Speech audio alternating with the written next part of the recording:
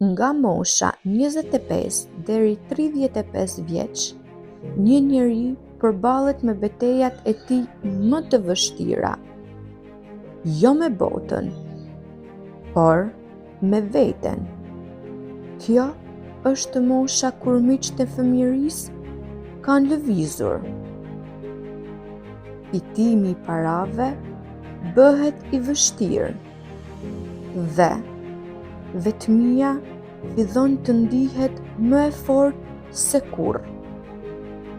Kjo është mosha ku ose bie, ose ngrihesh, ose qëndroni të bllokuar në të kaluarën tuaj për gjithmonë.